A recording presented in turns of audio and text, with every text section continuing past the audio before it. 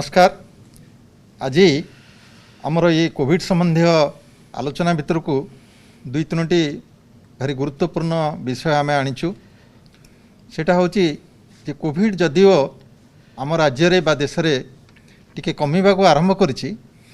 तथापि कोविड परवर्ती समस्या गुड़िक आम पई आउ गोटे समस्या आनी थोइछि। सेगुड़िक केमिति आमे मुकाबिला करिवा आउ सेथिरे कौन कौन आमर भूमिका रही से बाबद में आज आलोचना करने बा जनसाधारण को अवगत करने आम सहित दुई जन वक्ता उपस्थित अच्छा। प्रथम पर्यायर मु आमंत्रण करुछि आपणकर चिरपरिचित प्रोफेसर जयंत कुमार पंडा जे कि internal medicine SC medical college रा हेड ऑफ द डिपार्टमेंट अच्छा सहित प्रथम पर्यायर आलोचना करवा। द्वितीय पर्यायर आमर Bhubaneswar SUM Covid hospital critical care unit रा head of the department professor Banambar Ray आम सहित आसवे। प्रथमे आम प्रथम पर्यायर प्रोफेसर जयंत पंडा सहित आलोचना आरंभ करवा। प्रोफेसर पंडा मु आपण पाखु प्रथम प्रश्न नहीं आसूची जे कोविड परे साधारणतः कौन कौन जटिलता आमर देखा जाउची बा देखा जिबार संभावना रही से बाबद रे टिके हमको अवगत कराइबे। जो माने ये जो कोविड-19 रो रक्षा पाउचंती बा सुरक्षित होई घर को जाउचंती, तापर आमे देखुचे से मानक भितरु किछि लोकंको पाखरे अति शीघ्र अबस होई पड़िबा, राति रे निद न हबा, भोक कमी जिबा, छाती बथा हबा, काश हबा और धईसई लागिबा, पेट काटिबाठू पतला झाड़ा हबा बा कोष्ठकाठिन्य हबा, मुंड बिंधा हबा, चिड़चिड़ा लागिबा, जिनस मने न रहिबा और विभिन्न प्रकार लक्षण जहाँकि आमर खाद्यनली आमर एंडोक्राइन बा अंतस्रावी आमर हृत्पिंड और तासह स्नायविक सिस्टम साथी रिलेटेड ताहा देखा दी थाए। ताकू आमे साधारणतः पोस्ट कोविड बा लॉन्ग कोविड रो आख्या दे थाउ। एठी दीटा कथा आपन कहले, गोटे होची आमे कथा कहूची जे पोस्ट कोविड बा कोविड परवर्ती जटिलता, आ गोटे होची लॉन्ग कोविड बा दीर्घम्यादी कोविड जहाको बेले आमे कहि परिबा। ए दीटा जाक कोन समान जिनिस ना एथिरे किछि फरक अछि? काहाको आमे प्रकृत रे दीर्घम्यादी कोविड बेले कहबा? कोविड परे जो सब लक्षण रही थाए ताहा जदि 3 मास बा पाखापाखी 12 सप्ताह जाए रहे ताकू आमे दीर्घम्यादी कोविड बा लॉन्ग कोविड कही थाउ बा पोस्ट कोविड सिंड्रोम कही थाउ। एई साधारण लक्षण सब कोविड परे मासेरु 2 मास भितरे कमी जाई थाए, किंतु किछि लोक एई लक्षण सह से माने लॉन्ग कोविड अवस्था को जाई थांती और ता परे मध्य चिकित्सार आवश्यकता करिथांती। अच्छा, कोविड परवर्ती जो जटिलता सब अच्छी विभिन्न प्रकार जटिलता ताको आमे मुख्यतः केते भाग रे विभक्त करि परिबा? आमे जानिचे कोविड मुख्यतः आमर निश्वास प्रश्वास छाती और श्वासनली को आक्रांत करिथाए। तेणु अनेक कोविड परर समस्या यही श्वासनली संपृक्त होता है, जमती कि काश हवा, छाती कष्ट हवा, धईसई लागिबा, रोगी किछि बाट चलिले बा सीढ़ी चढ़िले हालिया हो जिबा और तार ऑक्सीजन सैचुरेशन कमी जिबा। एई सब लक्षण हला आमर श्वासनली संपृक्त। ता छड़ा अनेक रोगी अन्य सबु लक्षण रे पीड़ित होइथांती, जेमिति कि मुंड बिंधा हवा, चिड़चिड़ा लागिबा, निद न हवा, जिनस भूली जिबा बा मानसिक अवसादग्रस्त हवा, जोटा कि आम न्यूरोसाइकियाट्रिक प्रॉब्लम्स कही थाउ। भोक न हवा बा बेसी भोक हवा, यह देखा देछि किछि लोकंर ओजन कमी जाउछि, किछि लोकंर ओजन बढ़ी जाउछि। ता छड़ा जो मानकर हृत्पिंड आक्रांत हुए तांकर हृत्पिंडर स्पंदन बढ़ी जिबा, छाती धड़धड़ हवा, छाती कष्ट हवा ताहा मध्य देखा देछि। एई सबु खाद्यनली, हृत्पिंड, अंतस्रावी, स्नायविक, मानसिक एई सबु लक्षण को आमे जदि गोटे भाग रखिबा, श्वासनली जनित लक्षण को अन्य भाग रखि परिबा। अच्छा, एठी आपण तो बहुत दिन धरी काम कलेनी एससी मेडिकल कॉलेज रे, सेठी बहुत रोगी आसुचंती। आपण को अभिज्ञता कहिबे जे एई जो पोस्ट कोविड कॉम्प्लिकेशन बा कोविड रे परवर्ती जटिलता देखा होची, को प्रकार रोगी बा को बयसर बा को कैटेगरी रो रोगी माने एथिरे बेसी आक्रांत होबार देखा होची? आमे प्रायतः देखुचे वयस्क लोक महिला और जो मानकर गुरुतर रोग रही जेमितिक से माने अनेक दिन धरी आईसीयू रे बा वेंटिलेटर रे चिकित्सित अछंती 2-3 सप्ताह परे बा 1 मास परे डाक्तरखाना आसुछंती सेमानक क्षेत्र रे एई जो लॉन्ग कोविड सिम्पटम्स हबार संभावना बेसी रहुछि। ता छड़ा जो मानकर कोमॉर्बिडिटीज अछि बा जटिलता अछि जहा कि डायबिटीज हे पारे, हृदरोग हो पारे, किडनी रोग हो पारे, श्वास हो पारे, कैंसर हो पारे बा कोनोसी कोलाजन भास्कुलर डिजीज हो पारे। एई सबु रोग थिले वयस्क लोक होइथिले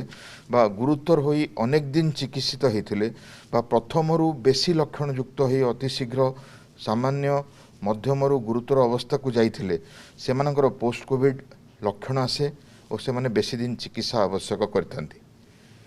अच्छा कि देखा होची एमती वर्तमान जे किछि लोक प्रथमे एडमिशन होउचंती आपाततः भल हो जाउचंती डिस्चार्ज भी हो जाउचंती घर को पुणी किछि दिन पर सेमानक पाखरे लक्षण प्रकाश पाउची पुणी आसी सेमाने द्वितीय बार डाक्तरखाना एडमिशन होवा दरकार पड़ुची एमती काहे के होची जेहेतु आमर विभिन्न अंग प्रत्यंग यही कोविड जो आक्रांत होची प्रथमे आमे भावुथिले या गोटे श्वासनली जनित रोग किंतु देखागला मस्तिष्क ठू ब्रुकक जाए यकृत ठारू आमर स्नायु समूह जाए समस्ते कोविड रे आक्रांत होउछंती। तो चिकित्सार प्रभाव रे से माने किछि मात्रा रे उन्नति करिथांती बा सामान्य अवस्था को आस्थांती और गला परे जेतेबेले तांकर निजर देहर रोग प्रतिरोधक शक्ति सेई भूताणुर जो अंश विशेष थाए देहरे ताको आक्रमण करे रोगी गुरुतर हबार संभावना थाए ताको आमे साइटोकाइन स्टॉर्म कहि थाउ। ताहा देखा जाए प्रथम सप्ताह रे भूताणुर प्रभाव देहरे रहे जेमिति कि ज्वर काश कफ छाती बथा धई सई रहइबा किंतु द्वितीय तृतीय सप्ताह रे ए साइटोकाइन स्टॉर्म आसी जाए देहर जो रोग प्रतिरोधक शक्ति भूताणु विरुद्ध रे युद्ध करबा आरंभ करंती और युद्ध जदि बेसी हो जाए बा डिस्प्रपोर्शनेटली लंबा हो जाए ताहले रोगी गुरुतर हबार संभावना थाए रोगी आवश्यक स्थले पुणी एडमिशन है आईसीयू को जीवार संभावना थाए। भल कथा गोटे कहले जे आउ टिके ताकू आमे प्रांजल करदबा जे रोगीर देह होची युद्ध क्षेत्र सेठी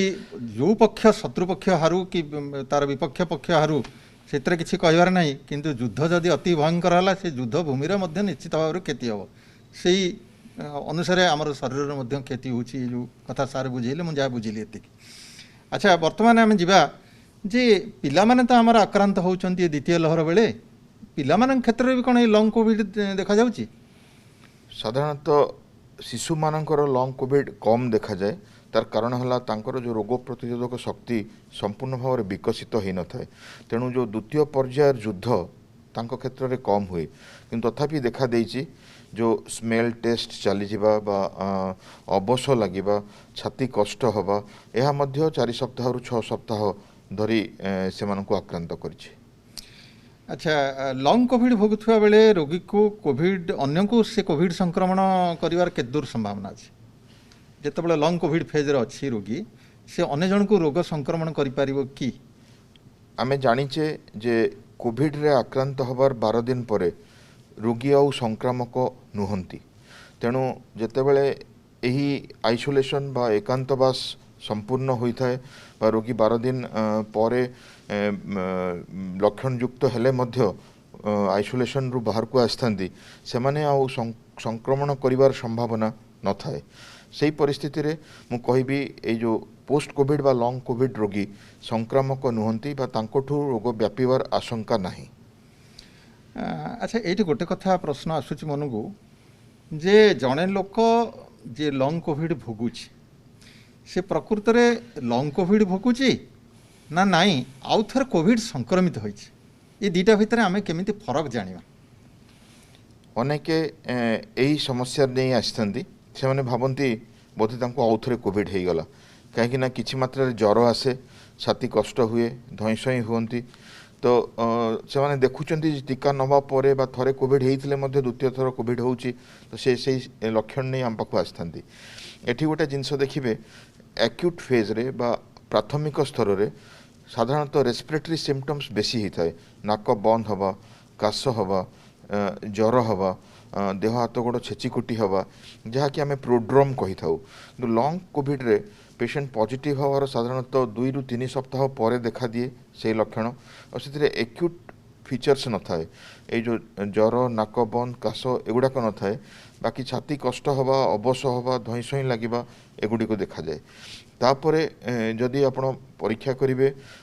तांकर विभिन्न केमिकल मार्कर्स जहाँकि आम कहू सीआरपी डी डाइमर आदि देखा जाए ताहा मध्य तांकर सेटल डाउन कर जाए थाए बा एक्यूट फेज रिएक्टेंट गुड़ाक बढ़ी न थांती तेणु रोगीर हिस्ट्री रु क्लिनिकल एग्जामिनेशन रु आमर बायोकेमिकल मार्कर्स रु आमे उपनीत हो जे ताहा एक सेकेंड अटैक बा यह गोटे पोस्ट कोविड।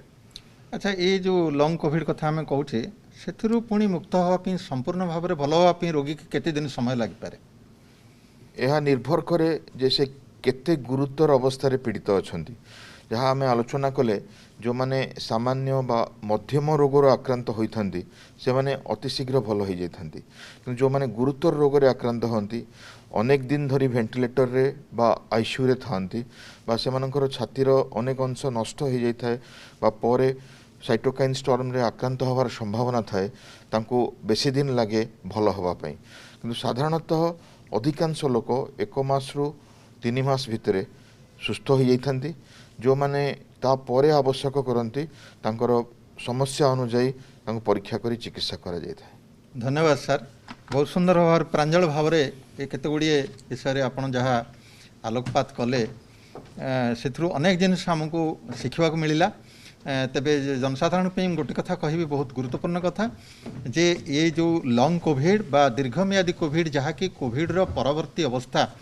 ताहा साधारणतः अधिक दिन धरी चिकित्सित होथुवा बा आईसीयू रे थिवा रोगी माने जार अन्यान्य जटिलता जमीक डायबिटीज अच्छी अन्यान्य जटिलता सब रखी हृदरोग रही कि अन्यान्य रोग अच्छी से माने ही एथिरे बेसी संक्रमित हवा बा एथिरे पीड़ित होवार आशंका रही तेणु से बेसी सावधानता अवलंबन करने कथा आउ डाक्तर परामर्श अनुसार काम करने कथा। अच्छा बर्तमान आम जा द्वितीय पर्याय आलोचना चक्र को जहाँ मैं कहते आम सहित उपस्थित अच्छा प्रोफेसर बानाम्बर राय जी कि SUM ultimate critical care unit head अच्छा मुख्य अच्छा जड़े भारी अभिज्ञ चिकित्सक आगु से all India institute of medical science रे काम करछंती अपोलो हॉस्पिटल दीर्घ दिन धरी काम करछंती बहु जड़े अभिज्ञ व्यक्ति तांकठार आम आहरी अनेक कथा शुणा। प्रथम प्रश्न नहीं सार पाखु जावा कि सार प्रकृत में आमर ये जो आजिकल चर्चा होची एक्मो चिकित्सा बाबद रे लोक मैंने बहुत जानापी चाहते अनेक रोगी को आम राज्य में बाहर को निया जाउची एयर एम्बुलेंस रे एक्मो चिकित्सा पई ये एक्मो चिकित्सा प्रकृत में सार कौन ये विषय टिके साधारण जनता को आम जनइबा। एक्मोर आपण जदि ताकू एक्सपैंड करिवे ता होची एक्स्ट्रा कर्पोरियल मेम्ब्रेन ऑक्सीजनेशन ता अर्थ आम बॉडी बाहरे आमे गोटे जंत्र साहाय्य ब्लड रो जो दूषितता थाए ताकू आमे परिष्कार करू जोटा लंग्स जो कामटा करे सेटा एक्मो मेसिन रे आमे कराऊ एवं परिष्कार करी सेई रक्त को पुणी आमे बॉडी भितरे दऊ सेटा हला एक्मो जेते दिन पर्यंत लंग्स खराब थाए सेते दिन पर्यंत एक्मो मेसिन रे चिकित्सा करा जाई एक्मो रे लंग्स रक्त को परिष्कार करा जाई आमे बॉडी रे चारियाडे खेलाऊ एटा हला एक्मो। अच्छा एक्मो आउ गोटे अच्छी वेंटिलेटर कथा आम जो चर्चा करूँ ये दुईटा भितर फरक प्रकृति कौन देखंतु वेंटिलेटर हला जार निश्वास रे असुविधा अच्छी आमे सांगे सांगे तांकू वेंटिलेटर रे रखू एवं वेंटिलेटर जहाँ भी करे सबू लंग्स थ्रू रे करे फुसफुस थ्रू रे जरिया रे करे फुसफुस रो किछिटा अंश जदि खराब थाए वेंटिलेटर सेटा को ठीक कराए एवं वेंटिलेटर फुसफुस रो फंक्शन टाकू नहीं जाए निजे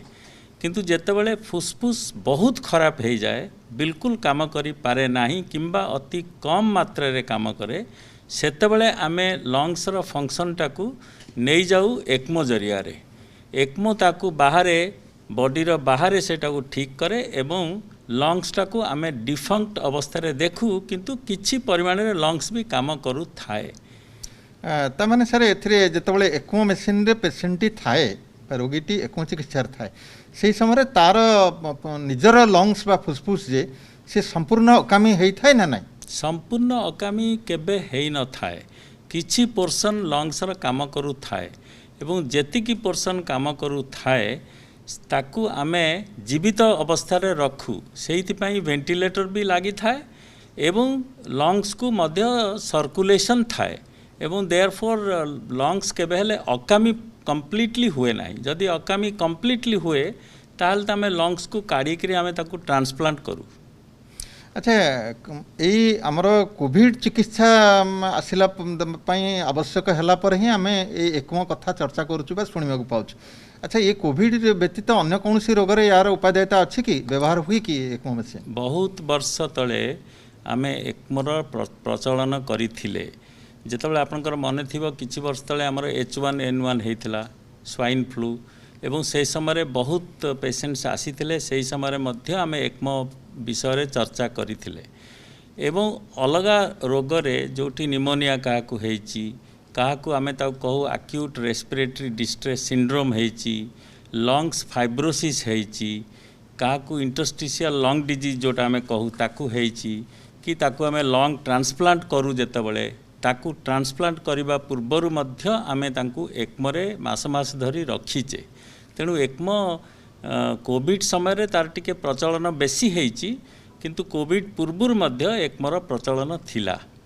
अच्छा केते दिन धरिक आम एकम चिकित्सा जो गोटे रोगी को रखिपर देखंतु आमे कोविड समय रे आमे देखिचे 2 मास पर मध्य एकम जरिया रे पेशेंट माने ठीक हेकरी नॉर्मल एक्टिविटी की चली आछंती किंतु कौनसी क्षेत्र रे जोठी आमे देखू लंग्स पूरा कंप्लीटली हार्ड हो जाइए सॉलिडिफाई करी जाइए सेथरे लंग्स को ट्रांसप्लांट करने को पड़े ट्रांसप्लांट लंग मिलला पर्यंत आमे एकमरे रखिपर पेशेंट को मास मास धरी तेणु एकमर प्रचलन असल में आमे 7-8 दिन जदि भल हो गले बहुत भल कथा नहले आमे मास मास धरी भी रखिपर। एकम चिकित्सा रहिले सर जो जिते सीरीयस पेशेंट को आम पठाऊँ एकम चिकित्सा से कौन समस्त 100% भल हो पारे देखु एकमटा गोटे जिनस आमर जाना उचित एकमो इज नॉट ए ट्रीटमेंट एकमटा गोटे माने ट्रीटमेंट भाया आम देखा उचित नुह एकमो हूँ गोटे सपोर्ट आमे कन्वेंशनल मैनेजमेंट रे वेंटिलेटर रे रखुचे जो माने वेंटिलेटर रे जानती से माने 10 जन जदि जानती आमे जानिचे कोविड समय रे 2 जन बंचिक्री आसंती एकमो जदि लगेले हुए तो 4 जन बंची जाई पारंती किंतु एकमो एमती लगेदेले जे समस्ते बंचीजे सेटा भी आमर बुझा कथा नुहे एकमरे टिके एडवांटेज आमको सुविधा अच्छी निश्चय किंतु कंप्लीटली भल हो जावा ए कथा नुहे तामाने जहाँ आम जाना जे शतकड़ा प्राय 40% रोगी एथिरे भल होबार संभावना थाए 40 जन भल होबार संभावना अच्छी यस। अच्छा ये प्रकार चिकित्सार किसी पार्श्व प्रतिक्रिया अच्छी ना नहीं निश्चित अच्छी कहीं एकमरे जितेबाला आम लगू आमे 2टा सबुठु बहुत बड़ कॉम्प्लिकेशन हो पारिबो सेटा होची गोटे आपणकर ब्लीडिंग हो पारिबो कहीं एकमो जितेबाला पेशेंट रहे ब्लडटा बाहर को जाए तेणु जो ट्यूब रे जाए से क्लट कर जिबार चांस अच्छी तापाई आमको रक्त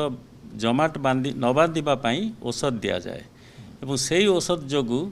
बॉडी भितर ब्लीडिंग हो पारिबो जदि ब्रेन रे ब्लीडिंग हैला ताहले ब्रेन आपणकर कंप्लीटली डेड हो जाई पारिबो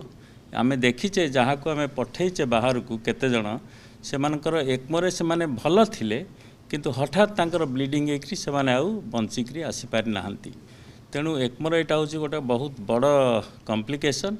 एवं द्वितीय कॉम्प्लिकेशन हैला इन्फेक्शन जेतेबेले गोटे फॉरेन बॉडी भितर रहिला तार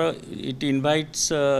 बैक्टीरिया माने बैक्टीरियल जो जीवाणु इन्वेजन हब बॉडी भितर इन्फेक्शन हो पारिबो इन्फेक्शन हेले भी एटा गोटे बहुत बड़ कॉम्प्लिकेशन। अच्छा बर्तमान आउ गोटे कथा आम शुणुचु जोटा गोटे साधारण टर्म आम यूज करुचु ताको कहा होची हैप्पी हाइपोक्सिया अर्थात ऑक्सीजन कमी जाउची किंतु लोक खुशी अछि ये कौन गोटे एमती शब्द कौन शुणा मिलूँ तार प्रकृत अर्थ कौन देखंतु यही शब्दटा केवल कोविड समय रे ही प्रचलित अच्छी आगुरु ए शब्द नथिला मेडिकल साइंस रे ହାପି ହାଇପୋକ୍ସିଆ ଦୁଇଟି ଶବ୍ଦ। ହାପି ମାନେ ଖୁସି, ହାଇପୋକ୍ସିଆ ମାନେ ଅକ୍ସିଜେନର ଅଭାବ। ଆପଣଙ୍କର ନର୍ମାଲି ଯେତେବେଳେ ଅକ୍ସିଜେନର ଅଭାବ ଥାଏ ସେତେବେଳେ ମଣିଷ ଛଟପଟ ହୁଏ, ନିଶ୍ୱାସରେ ବହୁତ ଅସୁବିଧା ହୁଏ ଏବଂ ବହୁତ କଷ୍ଟ ପାଏ। କିନ୍ତୁ କୋଭିଡ଼ ଏମିତି ଗୋଟେ ରୋଗ ଯେଉଁଥିରେ କି ଆପଣଙ୍କର ହାଇପୋକ୍ସିଆ ହୁଏ ଏବଂ ବହୁତ ଜୋରଦାର ହାଇପୋକ୍ସିଆ ହୁଏ।